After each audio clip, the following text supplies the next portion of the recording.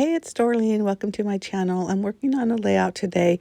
Excuse me, I have some pictures of my sister-in-law and my cousin who came by to visit, and I wanted to just use some red background cardstock. Then I decided I was going to mat it with this white cardstock instead. So I trimmed down the red to 11 by 11, so basically just an inch off two sides.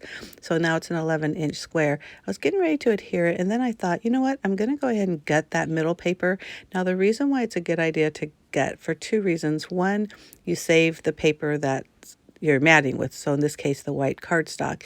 Now another reason why it's a good idea to cut is because both of these were pretty heavy weight cardstock. That would have been some extra thick paper if I would stack it or put it into my scrapbooking album. So it's nice to keep that extra because now I'm going to use that to mat photos later.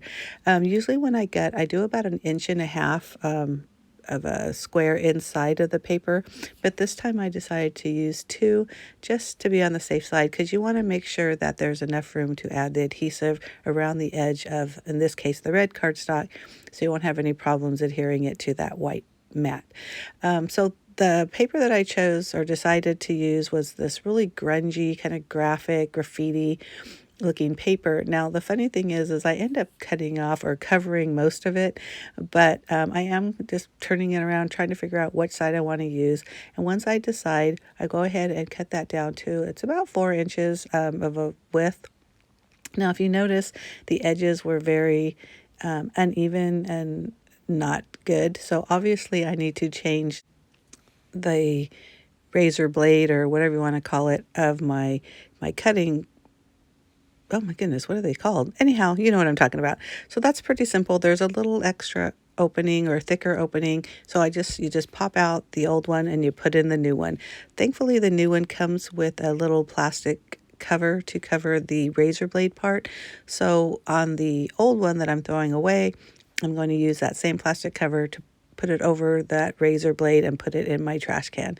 So you can tell right away after using the new one, it's nice and smooth how it's supposed to be. So I cut the white cardstock, another cardstock piece, just a little bit larger because I'm going to mat that pattern paper. And I'm also going to scallop punch the edge. So these are really fun to use and pretty quick. So once I do that, I went ahead and adhered the pattern paper onto the white mat. Now the funny thing is I put the adhesive on the back of that pattern paper, and I say this all the time, use your fingers to kind of go between the whatever has the adhesive and the part that you're pushing it or going to be adhering it to. Well, I didn't do that, and it just kind of dropped before I really had a chance to make sure that that was sort of straight. But it ended up being pretty straight and straight enough for me, that's for sure.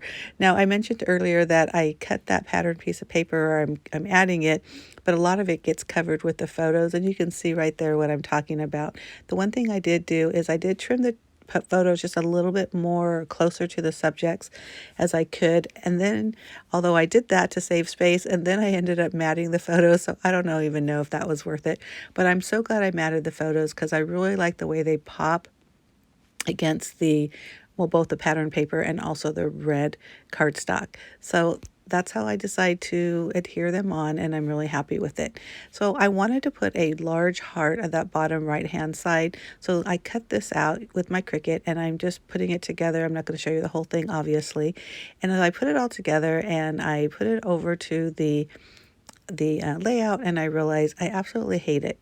It's just too pretty, if you want to call it that, which sounds silly.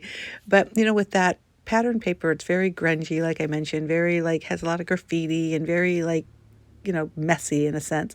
So I decided I needed to change my thinking. So I grabbed this brick background stamp and some red ink, and I didn't even care that they were giving me some good impression or not, but I stamped that there on the lower right, and then now I'm doing it up on the upper left because I'm going to add a little something up there as well. So I'm just using some regular old paper that I have on my desk to block the white, because I didn't want the ink on the white cardstock mat, nor of course on the photos. So that's a really good way to kind of block things and keep things clean. I do have some black and white splatter that I added, again, both in those areas. And then I went back to my Cricut and found a completely different heart. And this one is very scratchy. And I thought that really fit better with what I was trying to do now. I used the word family also in Cricut, and then I sliced that out of part of the heart because it's actually two separate images, so that it has a like area where it's supposed to be in, and I didn't want to stack it on top of the heart because, again, avoiding too many layers. Now, the hard part probably was putting each of these individual little scratchy parts of this heart. So luckily I kept the image on from Design Space on my computer up so I can kind of copy it. Plus even the I guess it's called the negative part of the cut. I use that as a little bit of a guide too. I'm sure it's not exact, but it's close enough, and it is heart shaped. So that was a lot of fun. I really like the way it's looking right now. So on that top left, the sketch that I'm following is from, Use Our Stash. No, that sounds funny. Scrap Our Stash.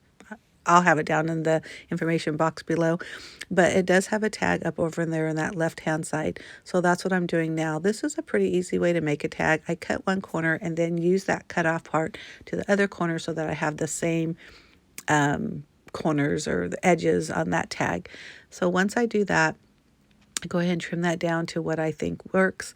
I add a hole using my crocodile, and I also use a black marker to outline the tag as well as draw journaling lines because I figured I may as well use that for my journaling. There's not a lot going on here. They happened to come to visit. We went to dinner or lunch, I can't remember which one, and we took some photos outside of the restaurant.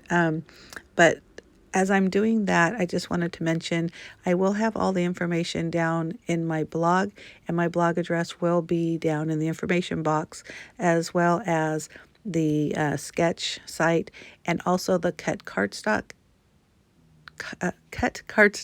site, because all of the cardstock that I use for this project are from Cut Cardstock. So once I add that tag, I decide, I had this red twine from a Valentine's Day project right there on my desk. I just saw it, thought perfect. I don't always add ribbon or twine when I make tags for my scrapbooking because, again, it adds a lot of bulk, and I try not to make them bulky as much as I can. But I add that there, and I'm glad I did because, again, the background, this page is actually pretty plain. I mean, it's just really cardstock on cardstock, but because of all the additions that I'm adding, it's really adding something to it. Now I grabbed some of the heart brads and enamel dots that I had in my stash, and I just wasn't sure what I was doing. But the more I was looking at this page, I thought it really needed something in that upper right hand corner. And I'm thinking I'm going to put a splattering of those hearts, but then I changed my mind and I just cut out a half heart and just, using, kindergarten days with some scissors and a piece of paper. I only wanted the heart, so I didn't have to fold the paper or anything like that. And I just adhered it right there. And then I used one of those heart brads to add a little something over on that right hand corner. I really love that addition. I think it's just something, seems very simple, but it really does have a big impact at the end. So I hope you like this video, and if you do, give me a thumbs up. I post 2 videos a week. One is always scrapbooking, and the other is whatever it is I'm creating in the command center, which is the name of my blog and also my craft room. But like I said, go down to the information box to get access to the direct blog post for this on my blog, and also there'll be a link to my blog home address, so you're more than welcome to click there and just browse through. But again, this is a pretty simple layout, or it ends up looking like a simple layout, but as you can see, because you watch the process, that there was a lot going on here. I don't always do mixed media in my pages. Matter of fact, I rarely do mixed media in my pages, but I'm really glad that I did a little bit of stamping and that splattering together to create just something extra, just add a little fun and something extra to this layout. I hope you agree. I do end up moving that middle photo a little bit lower because at the end when I was taking a peek, I thought, wow, that was just a little too high. And so I was able to add a little bit more journaling there as well. And you'll see that in the final photos when I show them at the end. But I hope you agree. I hope I like this is how it turned out. Wasn't sure in the beginning, but I definitely like the way it ended. Thanks again for watching. Bye.